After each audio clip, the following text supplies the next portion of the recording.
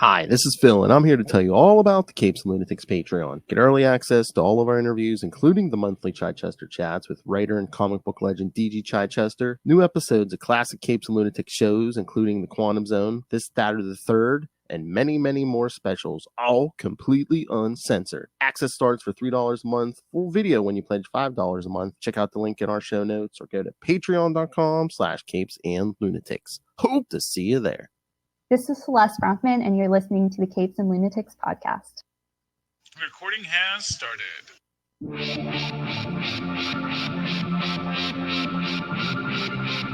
Hello, everyone, and welcome back to another episode of the Capes and Lunatics. I am Phil. Joining me, as always, the queen of the Lunatics is. Hey, y'all. It's Little Hellfire. Duh. That's right, kids. We're going to give you an old school Capes and Lunatics episode.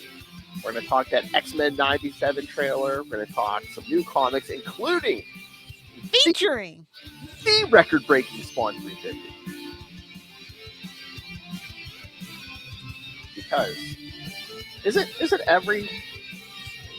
hasn't every issue of Spawn for a while now been the record-breaking issue? Yeah, but we only care about the big numbers. That's true. We can only do variants for the big covers, Phil. True. Oh, it's really like 4 years away from Spawn 400? Exactly. Oh my. All right. So yes, first we'll talk that X-Men 97 trailer. Okay, so I'm gonna give you guys a refresher because I was there when the Deep Magic was created. Picture it. Same. September 20th, 1997. Graduation Day is the series finale of the X-Men animated series. And Professor X is dying.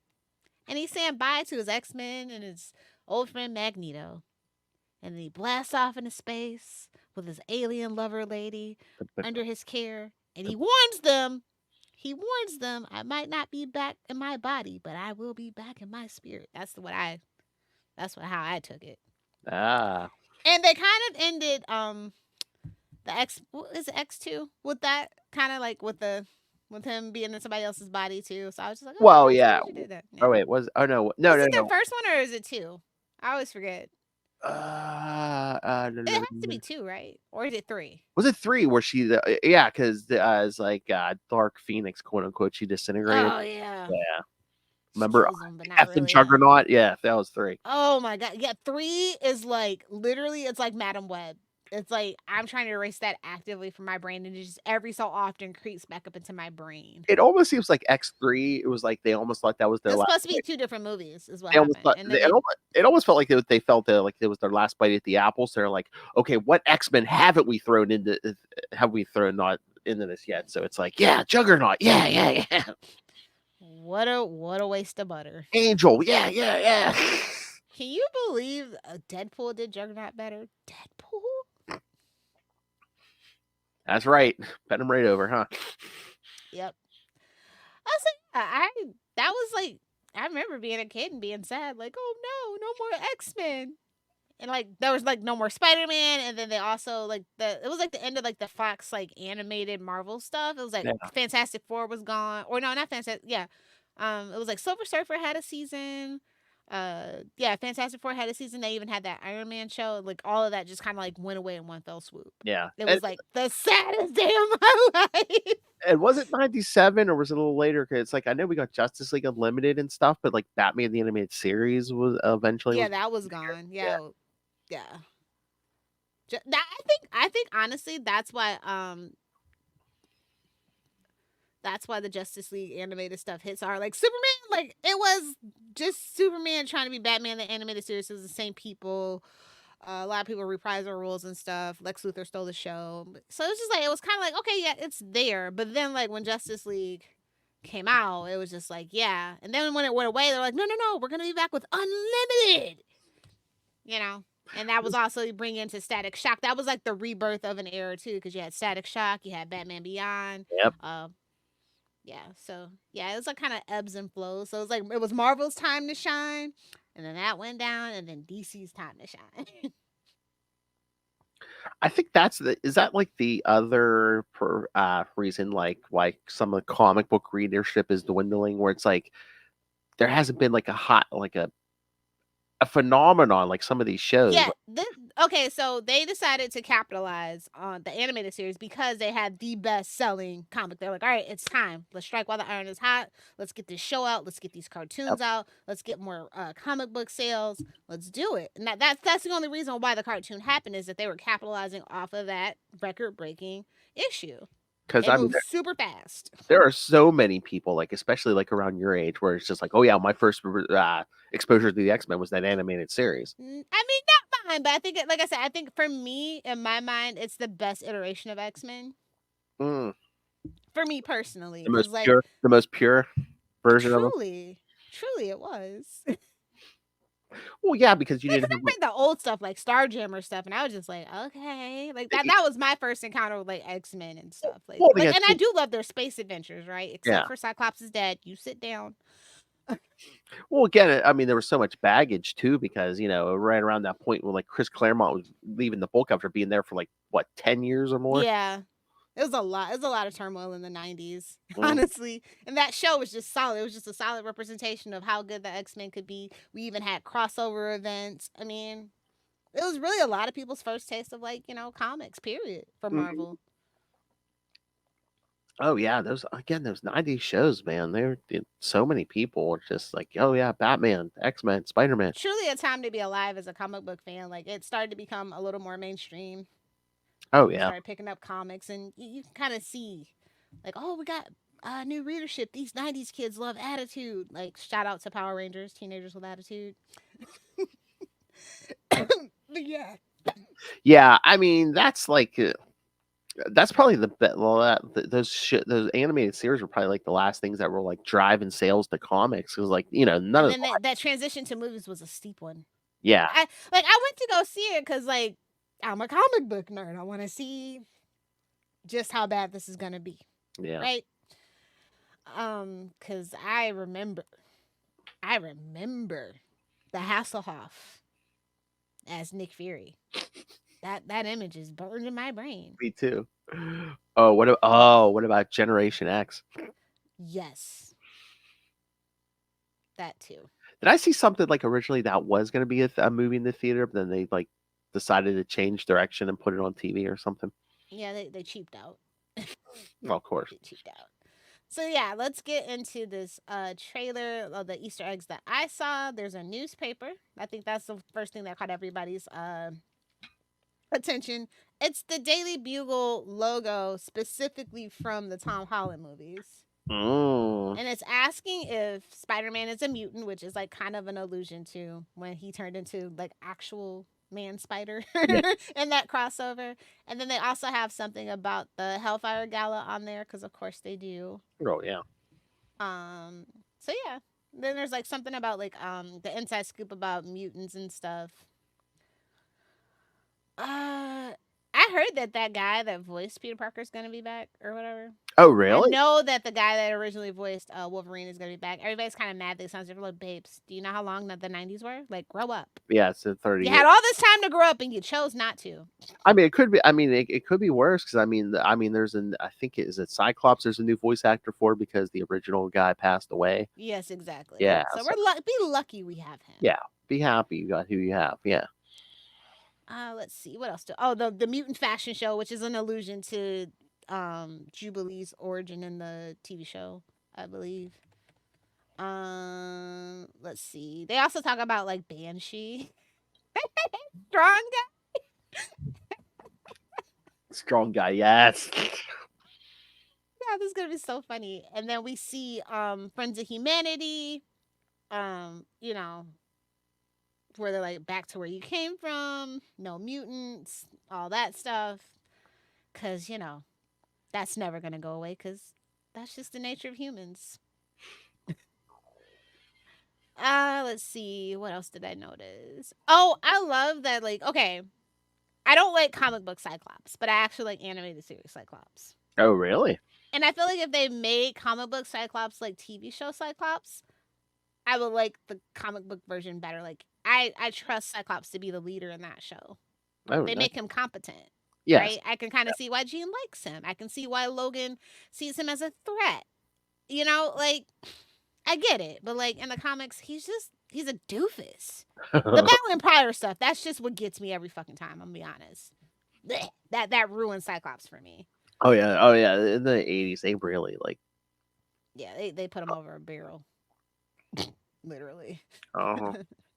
So we see the trial of Magneto as well. That's pretty cool. I think that's a new voice actor too, though. So I think they're gonna do a more faithful adaptation of Uncanny X-Men 200. Honestly, I was gonna say, are we leading up to kind of what we did after at 200, where he kind of takes that? I think that's where we're definitely going. And I think it's gonna be a more faithful adaptation. So I'm really excited about that. We get Wolverine's little snick with him with a toothpick, not a cigar, because we can't do that. We can't do that here. What else did we get? And then we get the Blackbird. Yes. I love that. I love that plane. Did you I get kind of like the character design of Storm. I think this is a really good reinterpretation of it. I was gonna say Storm's still looking pretty badass. Yeah. Yeah, like it's kind of like they tried to do like the middle of the road. Like, we don't want to quite give her a mohawk, but we love that white suit is iconic, right? I mean, I like the black bikini version better, obviously, for obvious reasons. But this one is pretty badass, and that's the best cosplay version, I think, in my personal opinion. And that white suit is basically that was her 90s look. Yeah. Yeah. And then we're finally getting a little shout out back to Morph, who, right? He was created for the TV show, right? Yes. That's what I remember. And for some reason in my head, I thought it was Toad, but I think that was just a Mandela effect I was having. Like the first episode, I was like, I know he like, but like I feel like it wasn't Morph. But I'm from a different timeline. I've said it was Morph. I remember it was Morph, and then they bring him back in the end. That's weird. I'm like, yeah, they did, and I think that's why they're bringing him back again. But I think they're gonna actually like kill him off again in the first episode. It is gonna be like a tradition or something. We get time traveler Bishop, and I'm just like, are they actually gonna go there about Bishop or not? You know what I mean? Oh yeah. Do they have to? I think it'd be a fun little Easter egg if they just kind of. If you're a Charm fan, I think if they do that approach where it's like the son, but he doesn't tell them until like he's forced to.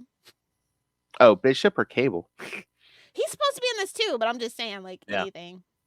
Like, time travelers, like, he's back for a reason. Is he going to tell them? You know what I mean? Maybe. Because, like, if you tell them, then you kind of, maybe the reason that your future's so messed up because you actually told them, you know what I mean? That whole Yeah, exactly. Yeah. You're like, did I just create myself? Yeah, help create myself. Yeah. Yep. Then we see Rogue, and we see Gambit. And it's like, wait a minute, didn't we destroy the Sentinels? Why are they back? I'm pretty sure we destroyed the Sentinels. That was the whole like goal of that series. Again, there's always a racist with money, Lil. Come on. Yeah, obviously. And they're targeting Jubilee, so that's gonna be fun.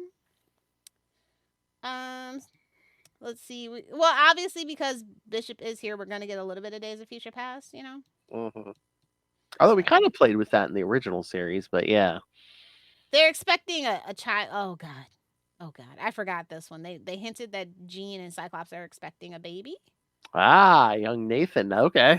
Yeah, that's what I'm saying. Cable, they're hinting that Cable will show up. So, but I'm just like, doesn't that mean that we have to touch on that whole Uncanny X-Men 201 thing? I don't know. Well, I mean, at least if you're gonna go with him as their child, they have to have a kid so they can send it into the future. So yes. But we're just gonna. I mean, I'm totally fine if we never mention Madeline Pryor again. Totally fine. Oh yeah, no. But it's like we have touched on Mr. Sinister in the original series, so it's possible that they might actually do the Madeline Pryor thing. Unless they do something where, like, I don't know, there's an arc where Sinister kidnaps Jean or something and replaces her with Madeline, and no one knows, and Scott has a child. That's the only acceptable way. Jean, yeah. We see Gambit charging up Wolverine's claws, which is so badass. We've actually never seen this ever, and I hope that actually comes into the comic books. Well, actually, Gambit and Wolverine don't get along, so. But I think that's actually a twist on where like Wolverine and Colossus used to team up. I think they're just kind of switching out people a little bit on that one, but I think it looks badass, and I like that. Mm-hmm. That's a deadly duo right there. Oh yeah. And what did you think of the end of Cyclops? To me, my X-Men. Yes, that's what I mean. This is what I mean by they're definitively saying, yeah, this Cyclops is the leader. There's no ifs, ands, or buts about it. Bow down to your king. Because that was Professor X's line, and it's only right that he would say it. Although I would argue more that Jean technically would be more qualified to be the leader, but because of the precedent that the animated show set, I'm totally down for it. Totally down for it. Oh yeah. It felt right. Oh my lord! And I don't like the remix riff though. Like, give me the original song. Oh yeah. Stop fucking around. Yeah, well, with a lot of shows, they even live action, they do that where it's like if so much time has passed, they kind of try to like jazz it up and stuff. Yeah. And actually, I do think we do get Headmaster Magneto confirmed at the end of it. Yeah. Well, yeah. Because it's like the last will and testament of Charles Xavier, whatever we're looking at. And I guess it's just telling him, like, hey, you're the only person I trust with my kids, basically. Yeah. So, them being in a relationship, fucking confirmed. Thank you. And it premieres on March 20th on Disney Plus. The only thing, like, literally, and I stay tuned for this month's full stream ahead where I talk about there's nothing on fucking Disney Plus to watch. But March looks good for Disney Plus. So, March 20th. Oh, that's a Wednesday. March 20th, yeah. Yep. So yeah, that's what I saw. And then did we say we are going to cover the first episode of that on Salty and Petty over on Capes and Lunatic Sidekicks podcast? I have to. I'd be remiss if I didn't. Yes. I mean, if you want to cover the whole thing, I don't really fucking care. Nice. I don't care. I can come pop on X-Men Classic and we can do a little segment. I don't care. Yeah. Okay. Whatever, however you want to do it. Don't mind. I was gonna say, I don't care if we do it on Salty and Petty. I don't care. Yeah, we'll do it, but no. You know, I get my rants pants on on Salty and Petty. I ain't got no time to be talking about animated stuff when I can be talking about capitalism, being a wage slave. Noel's like, whoa. It's like, don't get the peanut butter in my chocolate. Oh my. So yeah, that was the trailer. I'm really excited. It's got me. I was nervous. I'm more excited for this than Deadpool and Wolverine. Sorry, kids. Oh, this is speaking to my inner child, like literally. I could see that. Oh yeah. Okay, I mean, I'm looking at my app where I track all the TV shows, and again, this has been wrong before, but if this is right, they're dropping one episode a week. I would assume so. Yeah. Yeah. Like I said, there's literally nothing on Disney Plus, so they're definitely. And it's only 10 episodes, so. Yeah. They definitely want to. Well, you have to remember they also have an ad tier now, and they have advertisers to answer to. Yeah. So they're definitely this is like one of the most anticipated things ever. So yeah, they're absolutely not just dropping it all at once. Yeah. There's no way. So yeah. So if this thing does like record numbers and stuff, do you think would they take like a second look at like that 90s it's Spider-Man animated and? Ooh, that's a toughie though. Because listen, like I love that Spider-Man, but there's actually a better Spider-Man cartoon that came after it. Yeah. Spectacular. Oh, okay. And that's the one I would want them to revisit. Honestly, in my heart of hearts, I can be objectively fair and say that, like, well, I love the 90s because that's mine. That's, that was my first, like, Spider-Man animated cartoon.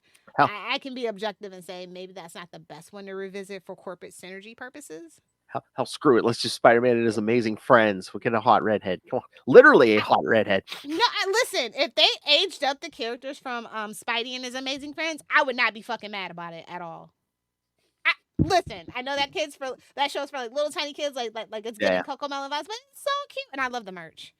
So if they aged those characters up and kind of made a spin on it that way, like everybody kind of has quote unquote representation, I think that would actually be the better choice. Oh, did you see the controversy where?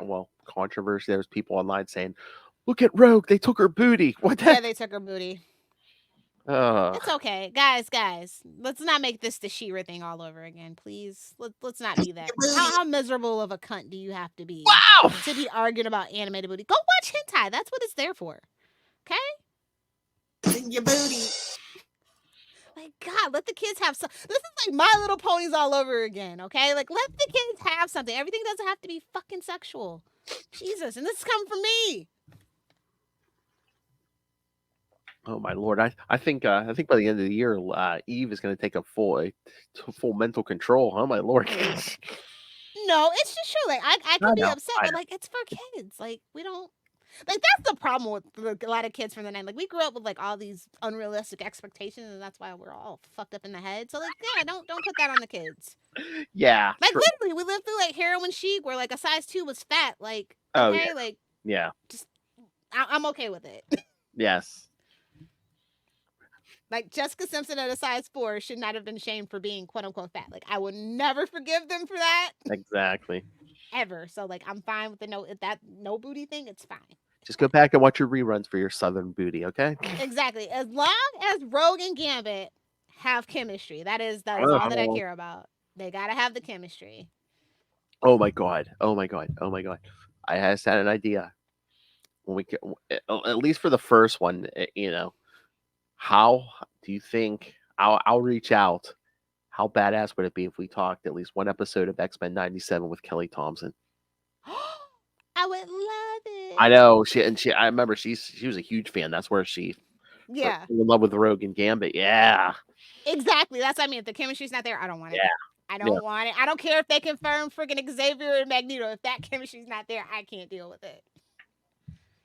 Oh yeah, that was the couple of that original series even Yeah. more than Scott and Jean. Yeah. Yeah.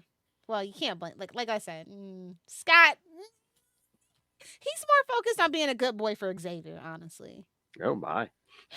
It's a whole thing, because that's kind of messed up because both his father figures are totally like assholes. You know?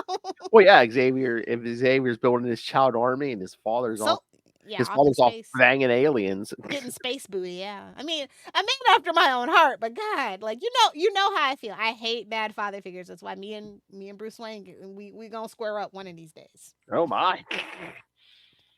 So yeah, I'm excited. I hope you guys are excited too. And when you watch it, I hope you guys send in your thoughts. You can just drop it to the email. We'll talk about it somewhere.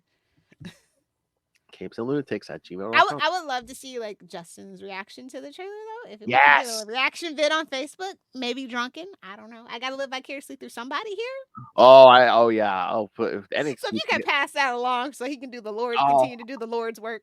I'll do it. Oh, that might get us more drops too. Oh, I love Justin drunk reaction videos. It's me, Old Pal the Owl.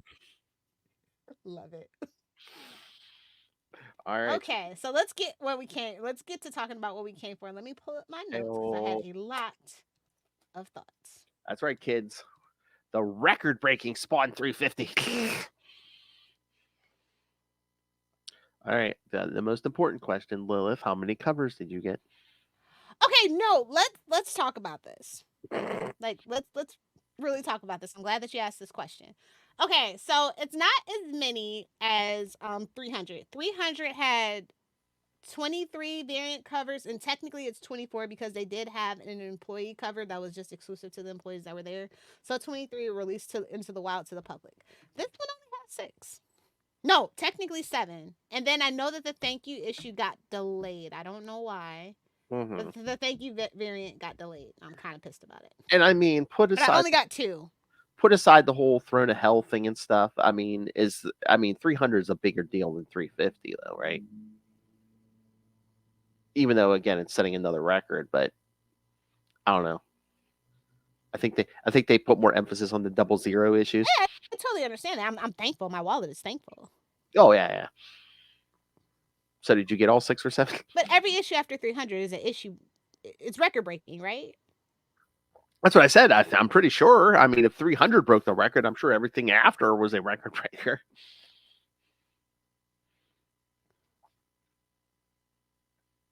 So is that a confirmation that you got every cover?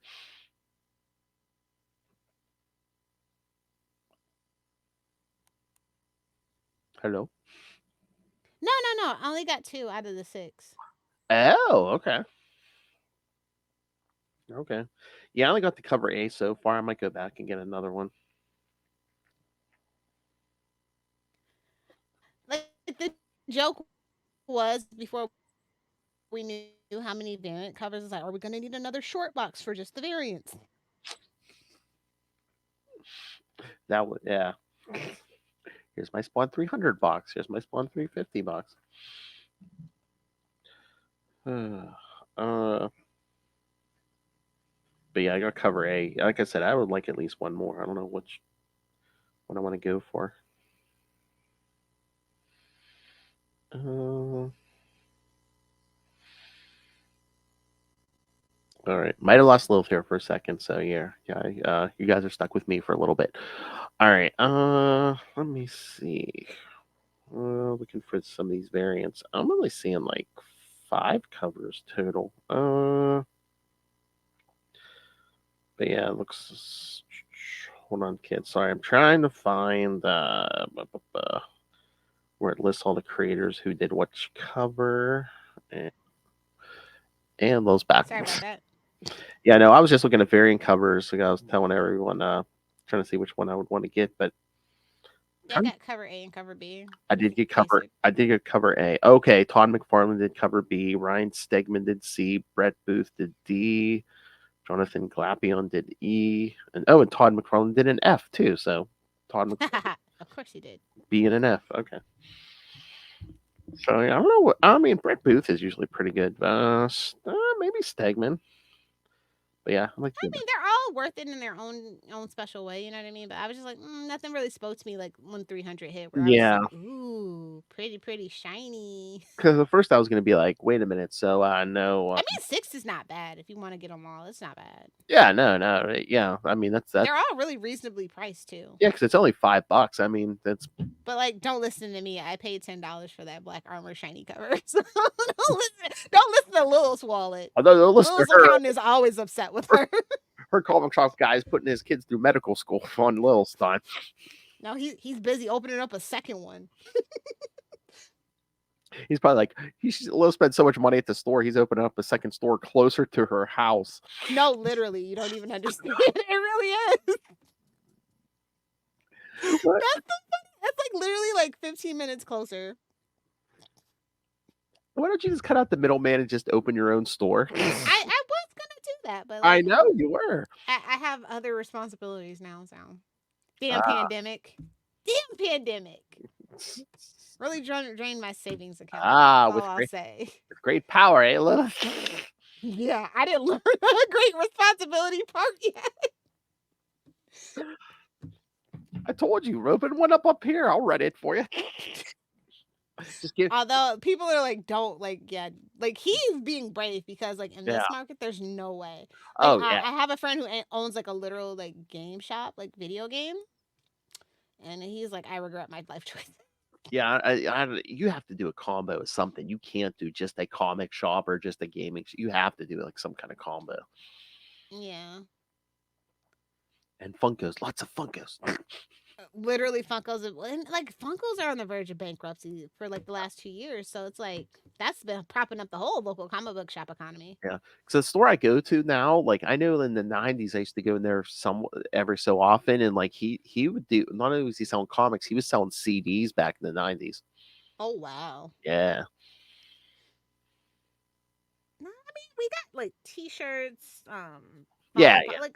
posters. That's it. We have like everything you would expect. Like he's got really expensive like Sailor Moon stuff, really expensive statues, and they're always gone. He's always getting new stuff. So some nerds paying the piper more than me. So that's interesting. But yeah, let's get into Spawn 350 because I totally forgot because I've been enjoying the other Spawn books, specifically Gunslinger, and Scorched, okay. And I had to be reminded. I was like, oh yeah, we haven't had anybody on the Throne of Hell for like 250 fucking issues. And I'm like, babe, she just created a power back. You don't care. Spawn don't care.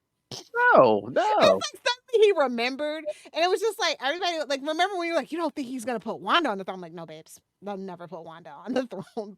I mean, he was basically like he kills Malbolgia, and just like I don't want to deal with it. I don't care.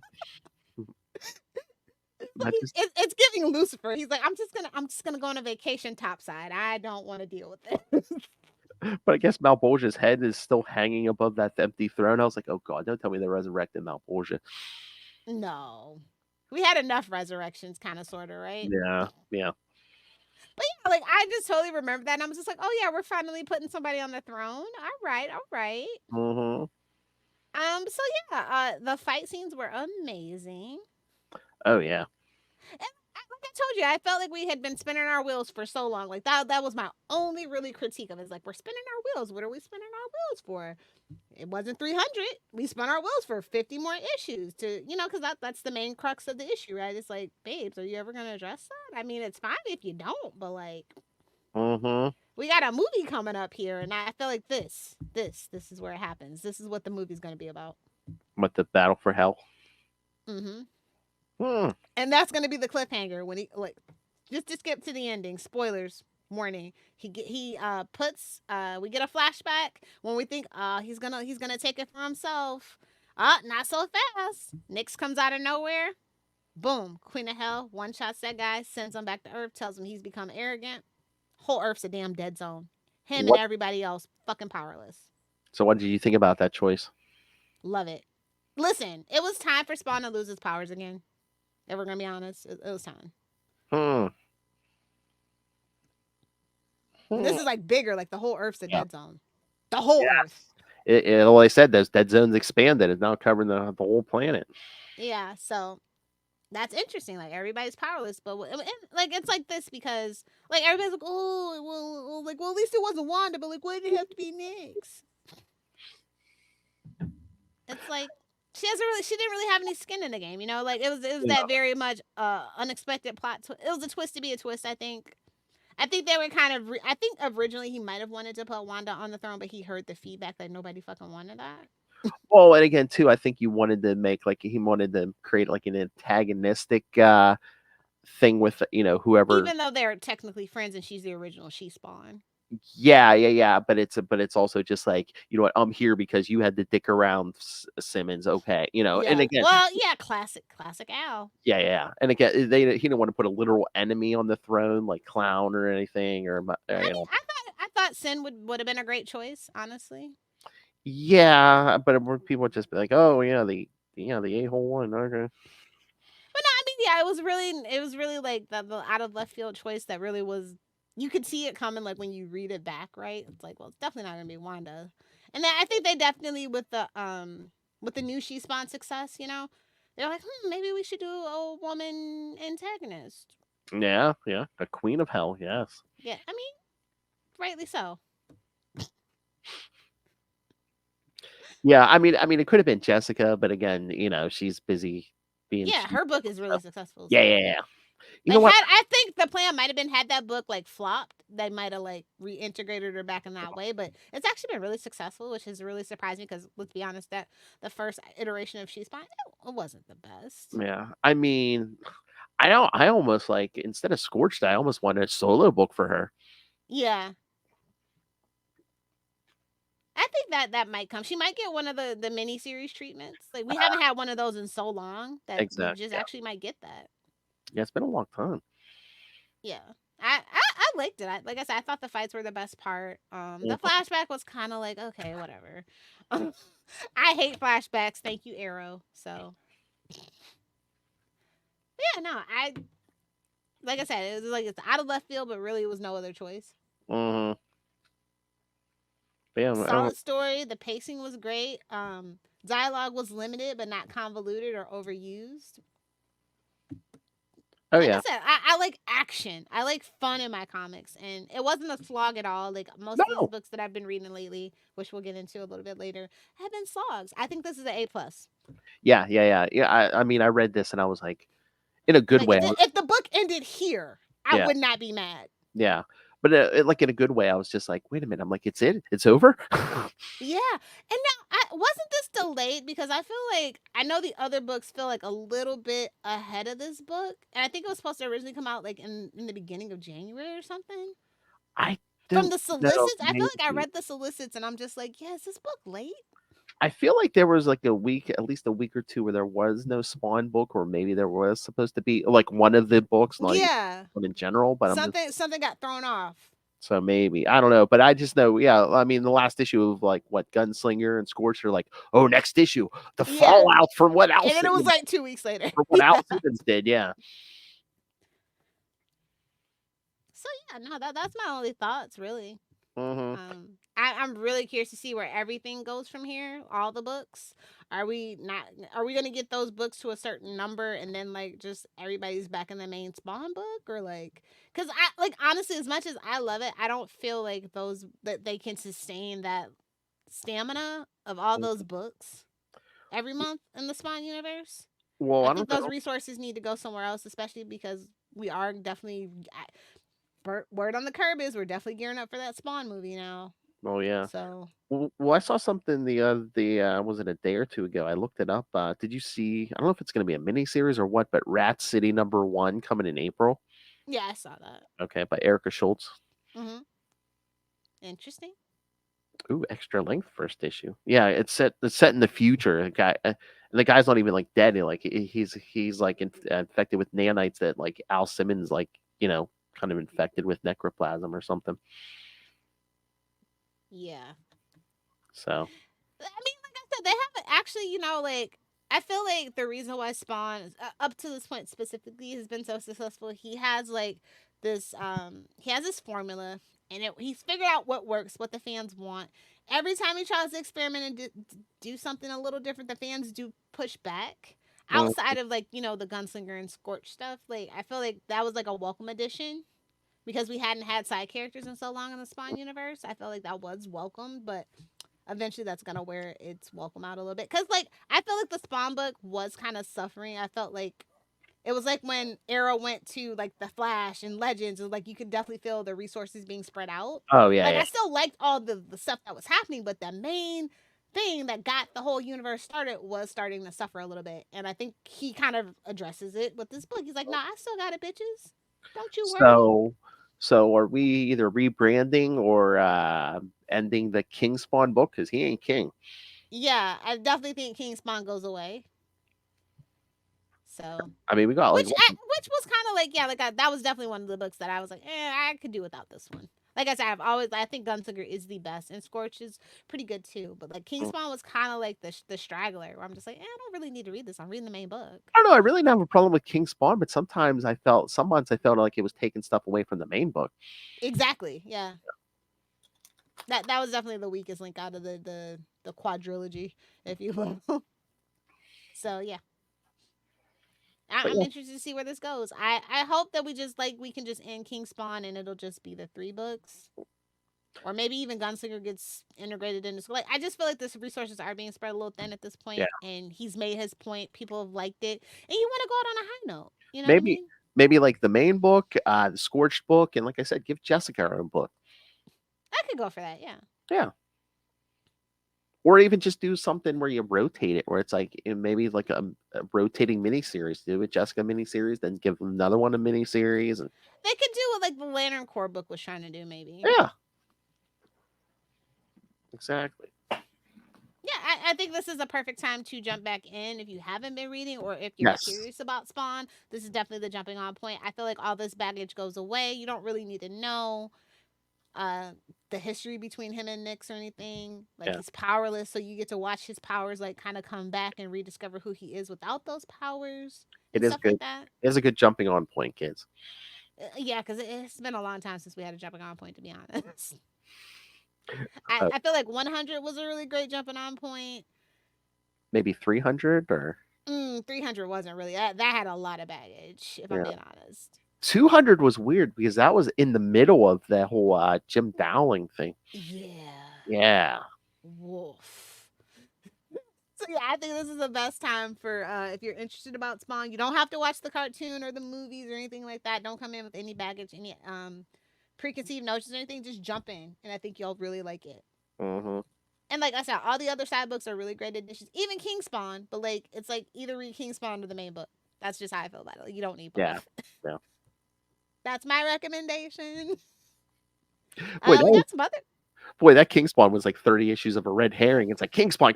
Oh, he's not king. I mean, he's a Kang, just not king.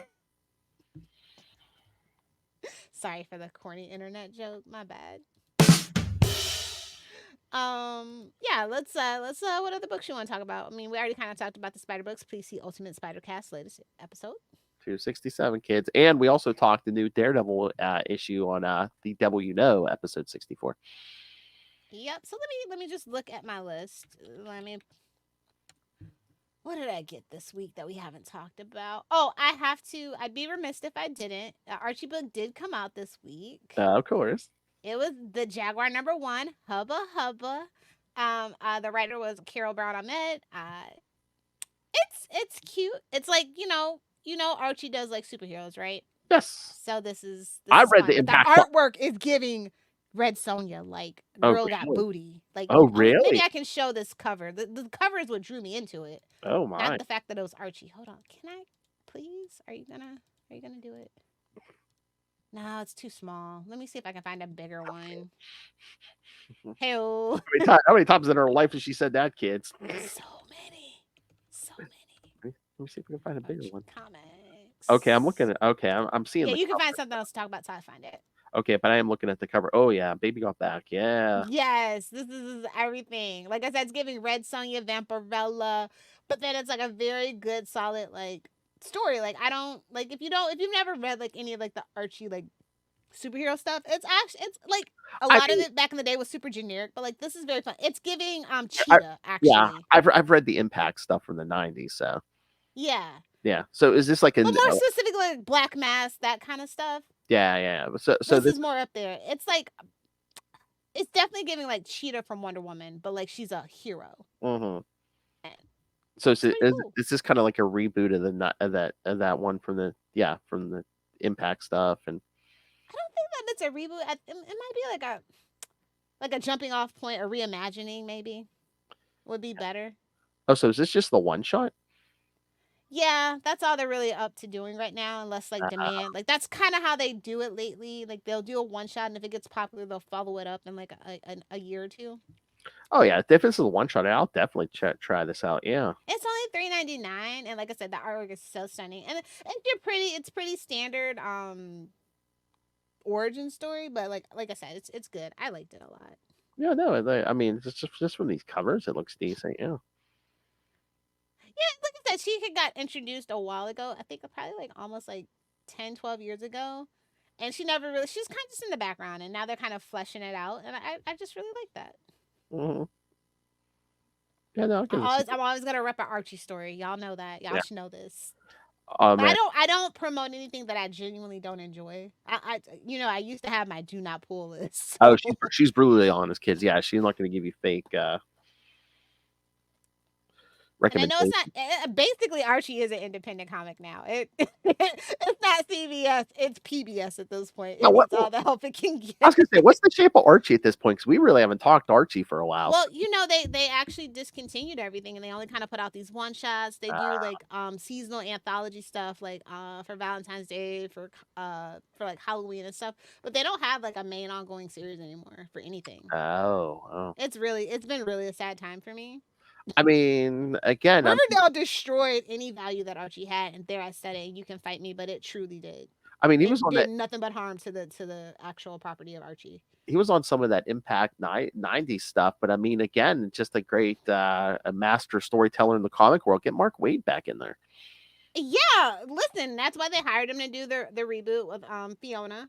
Mm-hmm. We did the art for him, and I said, like the reboot stuff was really good. Like I was very apprehensive. I was like, even though it's Mark Waid and I trust him, I was still like, I don't know how they're really gonna like. And it's supposed to be a slice of life, and it should be updated. But I think the absurdity of Archie comes from like the long sustaining like love that most people have for Archie comes from the fact that it is so old and it's like from a much simpler time, and you just really can't update that because the world is so fucked up. You know what I mean?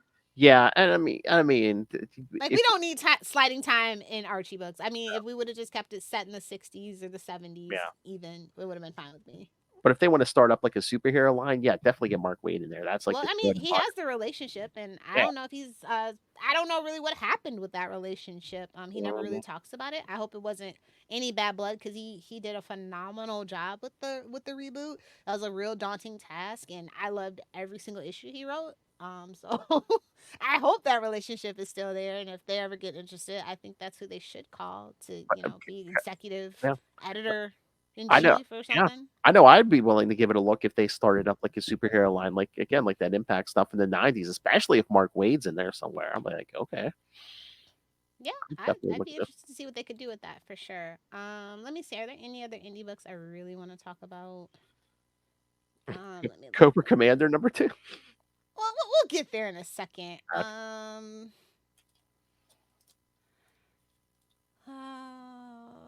Keen Spot. No, I don't want to talk about that one. Mad Cave. No. Oni Press came out with a really cool #1 this week. It's called Cemetery Kids Don't Die, written by Zach Thompson, and the art is by Danielle Izrazi. Hmm. If you don't like, you're probably not familiar with Zach Thompson, but he did stuff like Hunt for Skinwalker, The Dregs, and then also the artist Daniel did the most recent Judge Dredd run. Okay. But yeah, Cemetery Kids, they like if you're like a certain kid from the 90s, you like that Nickelodeon show, like are you like Stories to Tell in the Dark kind of vibes? Okay. But it's more like Stephen King twist. And yeah, it's basically like, I don't know how to explain it. It's kind of like Dungeons and Dragons, but like live action LARPing. That's the word I'm looking for. And maybe it's real, maybe it's not. My big thing. So yeah, I thought it was a really interesting concept. I'm always down to try something new, especially if it's like got some creep factor to it. So if you're into like horror comics, I think Cemetery Kids Don't Die by Oni Press might be worth a look. Yeah, I mean, I've taken recommendations from you kids. Take this little Hellfire's recommendations, because again, she doesn't just like, just sprinkle. I'm not those just a big everywhere. two like fangirl at all. Like I do a lot of indie stuff. And even the indie stuff. I mean, you're not going to give praise to stuff that you don't like, you didn't enjoy. No. Yeah, no. Okay, we can talk about Cobra Commander #2 if you want. I know you've been chomping at the bit. Are you guys not gonna talk about this? No, we will talk about it. So I mean, if Okay. you don't want to, you don't have to. But I mean, No, like just shout out to Joshua Williamson. Honestly, yeah. I was surprised when they announced that this was who's gonna be doing it, and I was just like, "What does he know about G.I. Joe?" He's surprised. He knows a lot. Yeah, I like this kind of like backstory for Cobra Commander. It's pretty cool. yeah. He's kind of like, just like pure evil. He's not like the coward that you might get like on the animated series. Sometimes it's just. Yeah, I let a villain be a listen. Let a villain be a villain. Mm-hmm. He's not afraid to do it here. So have you been reading all these books, or have you been? Yeah, I have. I'm just like I'm really curious, like how the worlds collide. It's like, oh, we're all just searching for Energon. Listen, it's a simple plot, but it's effective, I think. Yeah, I mean, again, and it's a good entry point. I think this one specifically is like, if you've never really like been a fan of like, the character. Well, yeah, this will make you a fan, I think. That's what we said, because they're kind of taking it slow with this stuff, because it's like there's no like regular GI. Well, I mean, if for the Energon universe, there's no regular GI Joe book yet. It's just a Duke miniseries, a Cobra Commander miniseries. But of course, this issue leads into the Everglades, the pure concentrated evil of everywhere. Oh yeah. Let me get a ride on your alligator back, bro. And it's like, well, these dudes might be just as bad as him. The Dreadnoughts, yeah. Yeah, I like it. Slow and steady wins the race, I think. And like I said, it's just really interesting to see a different take on this character. And I like it so far. Oh yeah. That's what we were all shocked. They're doing they did the whole Cobra Law thing, which again, outside that. But they still managed to make him a butt of a few jokes, which is good, because we still need that. Yes. Oh yeah. And Megatron, did I read that? Megatron is being imprisoned by Cobra? In the first issue, like in his lab, he had an armless Megatron. Yeah. Yeah, I was just like, wait a minute, that's ridiculous. Because that's the thing, in the Transformers book, it's like, Starscream's been leading everyone. They're like, everyone's like, where the hell's Megatron been? And I think, and they're like, surprise! Yeah, always there. And I think they're going to explain that whole thing. How did Megatron get there in the free comic book day issue? So. Oh, okay, cool. Yeah. Yeah, I'm just kind of vibing, no spoilers on this one. So. Yeah. I just pick them up and I'm like, yep, let's see what they got going. Yeah, no, I mean they've been doing like you said, slow and steady, and they've been telling some good stories. And Yeah, the art's really good too. Like, good for them, honestly. oh yeah, I really did. I really felt like it might be a terrible, terrible cash grab.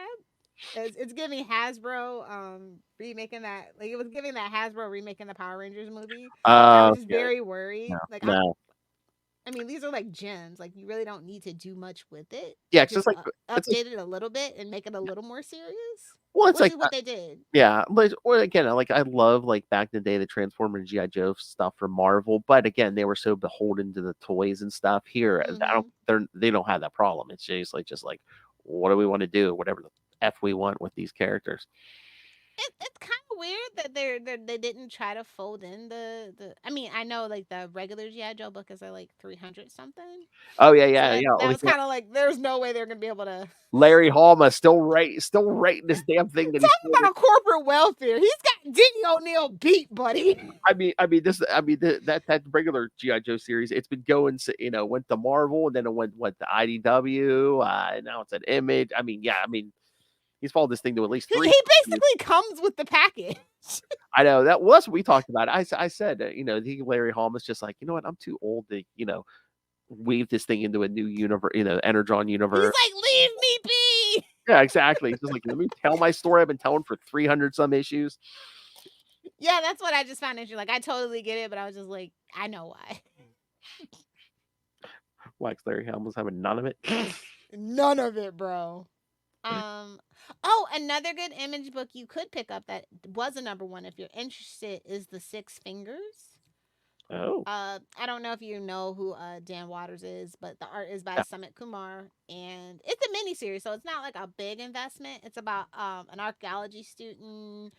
So I love archaeology, and like they kind of basically open up Pandora's box, and there's like a serial killer that may or may not be a time traveler. Oh man. And so it's like this deadly game of cat and mouse, and it's giving detective and like neo noir vibes.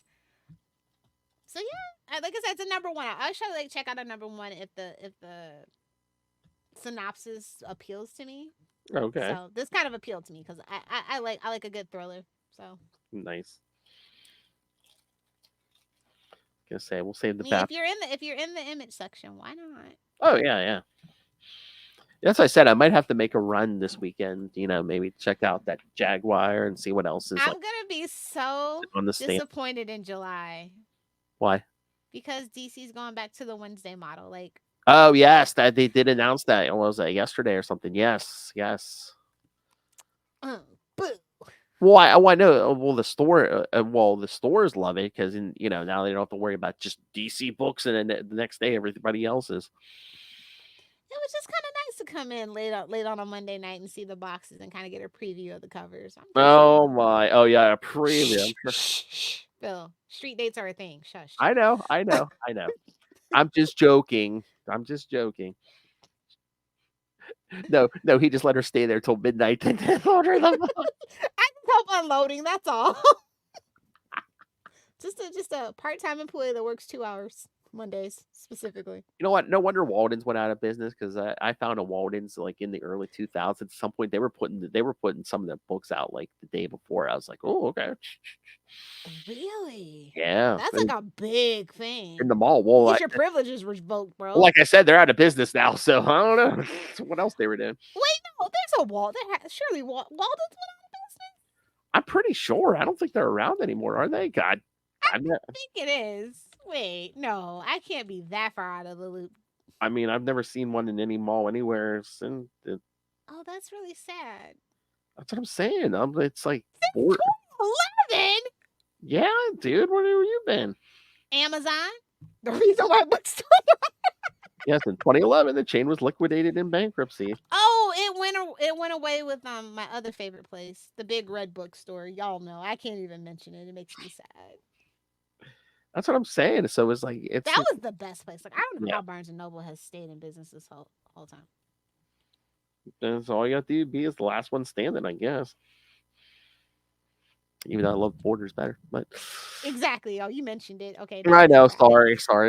Yeah. That was devastating for me. I loved Borders. They had the best cafe. And they weren't weird about you. I mean, not that I would use it, but like they weren't weird about the public toilet thing, like Barnes and Nobles is. Oh, you could pull a It's like Costanza. if you let somebody read a book and drink coffee, but you're gonna charge them like how much ever it was for the bathroom token. What a bunch of weirdos. Okay, Costanza. Just saying. Yeah, but when I had a choice, I always went to Borders over Barnes and Noble. Yes. That is the correct choice. And they actually even had the better e-reader. Like, it was just such a shock when they went out of business. But Amazon kills everything we love. So, malls, bookstores. Family. I don't know, but no, I'm joking. But anyway, what other books did you read this week? No that other. you haven't talked about elsewhere on the network? And like I said, we'll save the Batman stuff for We Are the Knights. The Batman podcast. Oh God, I talked a lot. Yeah, I talked Nightwing and Titans with Kristen on Nightwing News 218. Are you reading any X books at the moment? Kind of. I'm giving Rise of the Powers of X a chance. I did read that because number 2 was out this week, kids. Yeah, I'm giving that a chance. So what do you think? Because again, I mean, it's Dimensions, so that's something different. We're racing towards Dominion. That's nice. We're racing towards a reboot. Yes, of course. Clearly, obviously. Right. Although I don't feel like it was a $5 book. No tea, no shade to the writer and artist. I know it doesn't even seem that much thicker. I'm just like, what? And thank you. Hey-oh. Lilith needs that thickness. I need to cut my own drop now. All right. But I thought that the cover was really great, and I thought the art was really great. I think that's the best thing about this book. So shout out to R.B. Silva. Like that's what made me pick up the book. I'm like, I don't really want to. I don't want to give another X book a chance, but the art just appealed to me, and the story is pretty decent. Yeah. Are you reading X Force? No. The only book in the Krakoan era it's gonna hit 50. It's X Force. That was naturally gonna happen. Wolverine, yeah, I know. But yes, welfare. But we're basically, since Beast is being a bad boy, yes, we're bringing back Beast from the 80s. Yay! I'm so excited. I know. That Dark Beast crap pissed me off. And again, you had an excuse. You could have been like, "Oh, that's Dark Beast," but they didn't do it. So stupid. I know. Like, babes, do you even read X-Men at this point if you didn't do it? Like, do you? Are you a fan, or are you just in it for a paycheck? Or are they just like, oh, the timeline's gonna get reset, so F it, we'll do whatever we want with whoever. No, that's not always gonna be a good idea. I know, because look at all the other X books that just fizzled out. That's still gonna leave a taste. Shout out to my X-Men pirates. You will be missed. The Marauders, yeah. Mutant pirates, like who? I mean, it was relatable content for me, and I spoke with my wallet, so it was very devastating. I know they did like what two series of that. Yeah. Yeah. Where's Pirates are. There we go. Let's see. There was I don't know if you're reading. You're probably not the IDW Star Trek stuff. No, I haven't. So you should be. It's good, huh? I really enjoy it. I mean, I like the stuff they did with Cisco stuff too, but this is Is it next? Like they had the whole timeline. This is still dealing with Captain Cisco. And he's just being a badass and he's destroying more planets. That's my favorite Cisco, when he just destroys a planet. Sometimes the bad guy wins, to quote the episode. Jeez. He did what needed to be done. Just like Janeway, they're both renegades, and they play by their own rules. Janeway will wipe out your timeline for a good cup of coffee. Exactly. Sorry, Becky. There's still nothing nice to say about you. Oh! Still haven't made it to season 2. I'm down to one episode a day now. I've never been able to get through a rewatch Enterprise. Anyway. Yeah, I enjoy the Star Trek stuff at IDW. They're doing a really great job. So shout out to Colin and Jackson. Yeah, I've heard nothing but good things about that. Their Star Trek Yeah, stuff. they are fans. I'm talking like there's deep cuts, and they really felt the way about Captain Cisco, like most of the Yeah. Deep Space Nine fandom did. So Yeah. like they're really kind of like doing the character justice. And I mean, I hope if Paramount doesn't get sold that we can get some vindication for Cisco, honestly, and Mhm. Janeway. You know, they still kind of have left her out as well. So But speaking of those boys, they wrapped up their Guardians of the Galaxy run this week with Guardians of the Galaxy Annual 1. oh, good for them. Yeah, they did. You know, I don't really like Guardians of the Galaxy. So what's going on? Like that's it? They're done? I think so. Yeah, because their whole Groot Fall issue. Yeah, like their whole their run was like 12 issues. I think then the annual. Yeah, Groot had like become like this thing that like it seemed like it was like just like attacking stuff in space and attacking planets and stuff, and there's this whole big mystery going on. And kids, it seems like it because of course death is permanent in comics. One of the Guardians ain't walking away from this one. Is it the same team up as the MCU or is it different? You know what? They had most of their run here. They used like the MCU lineup, but then towards the end of this, they brought in some of like a lot of the other characters that Al Ewing was using in his run because he used the classic. Okay, yeah, I have read that particular run, so I was just asking. Yeah. So towards the end, yeah, he brings back some of those other team members. All right, let's get Immortal Guardians of the Galaxy going. Quasar. We know, Phil. Did it make you happy? I mean, he showed up, but they really get much to do. So you can fire up the old Quasar podcast now. Oh, you're getting two episodes of Quasar on Marvel Tales in April, so because Justin and I did something this year where he picked a bunch of stuff for my birthday month, and then I picked a bunch of stuff to read for his birthday month. So okay, fair enough. Doing the Lord's work, Justin. Thank you. How dare you? Yes, so we're gonna do two Quasar episodes with special guest Will Allred. Of course, I wouldn't expect anything less. Oh, I was like, oh yeah, we have to do his favorite story. So yeah, so.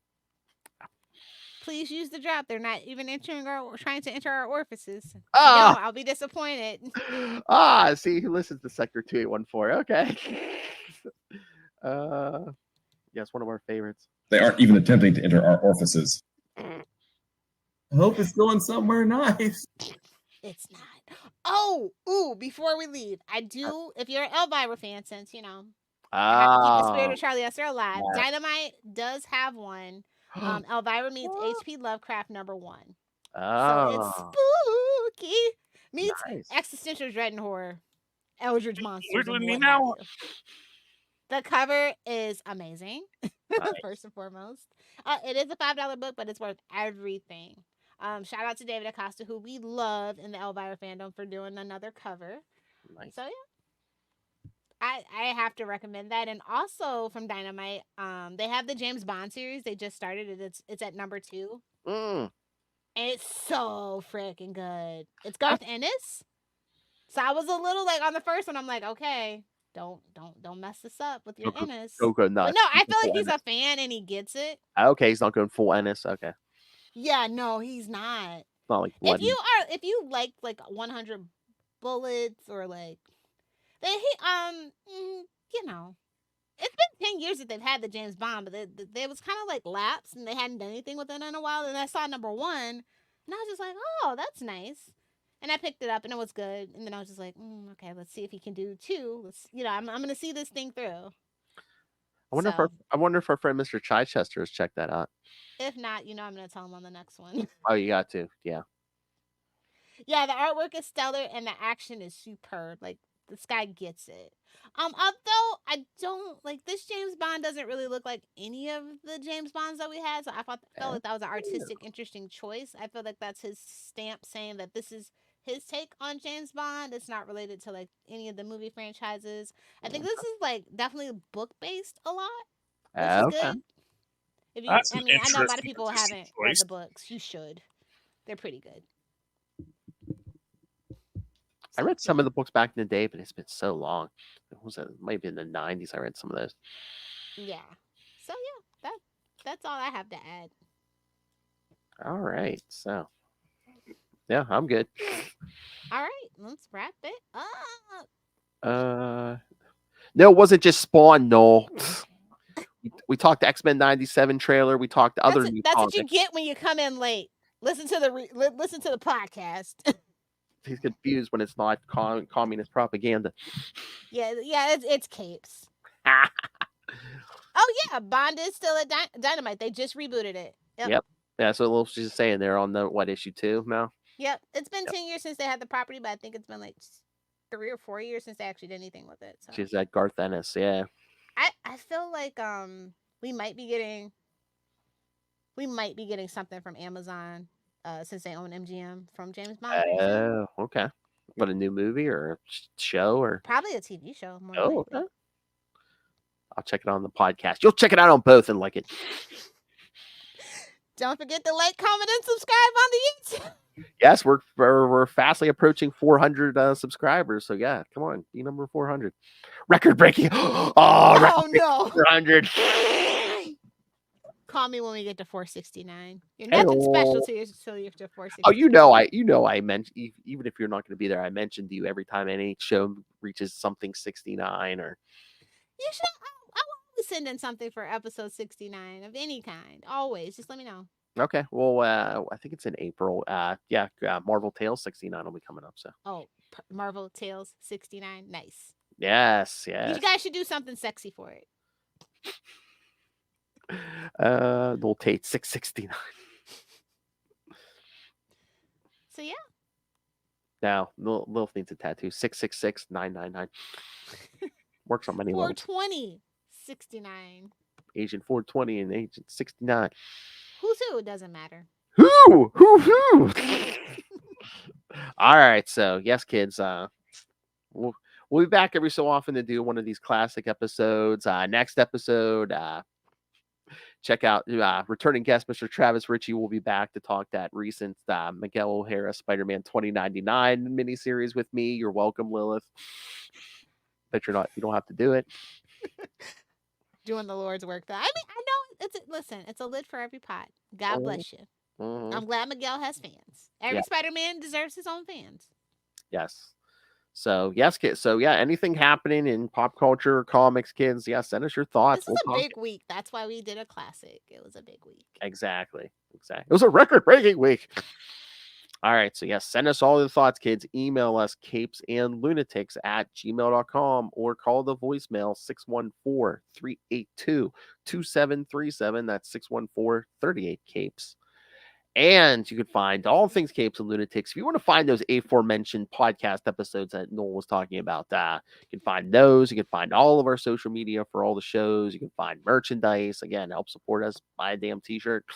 You want to know a fun fact? I started listening to the podcast via Amazon Music. So if you have Amazon Music, oh, really? Listen to the podcast there too, yeah. Oh, yeah.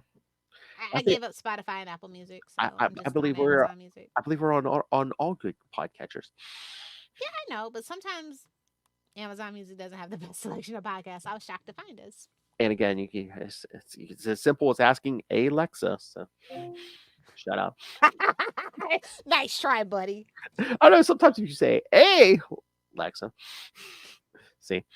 All right. So, and of course, if you just want to rain random money on us, Lilith Hellfire's favorite method, yes, use the Cash App link. Make it rain. And of course, the Patreon where you'll get Come something. be bullied. Yes, if you want to get something outside of comics, maybe some porn talk, maybe some Lilith Hellfire conspiracy theories,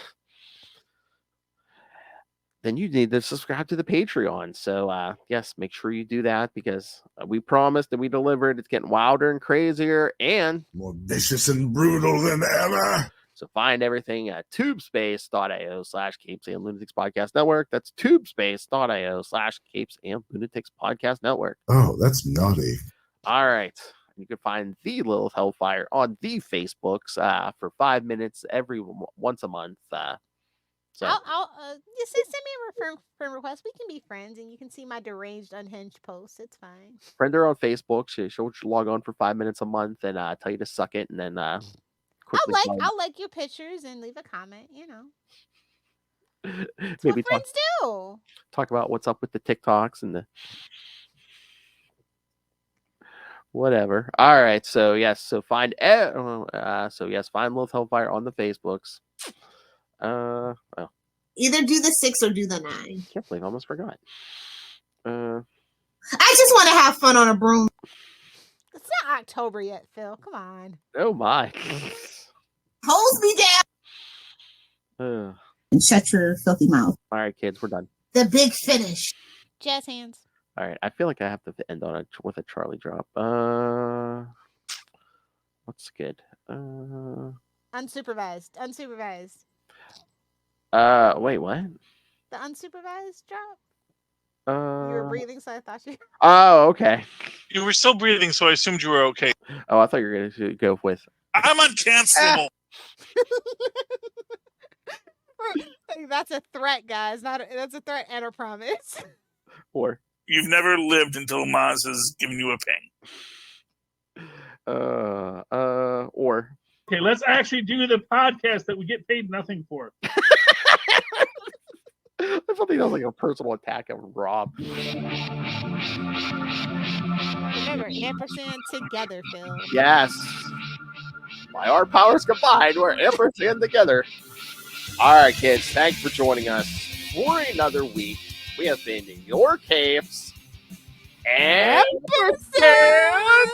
Lunatics. Woo! You may say, why don't we have a Hey, third? you know what? Send me the drop with the music over. I'll see if I can get the music out of it. Okay, This cool. old ampersand drop, yeah. Cool. May ask, why have we found the third yet? It takes a big man to fill Charlie Esser's shoes. Don't worry. I ordered the puppet. Don't worry. Did you? Yes. Ah. You gotta find clothes for it, but you know. Gwenpool t-shirt. All right, kids. Thank you for joining us. And remember, breaking records is hell. Good night. The Earth is a dead zone, officially. To me, my Capes and Lunatics.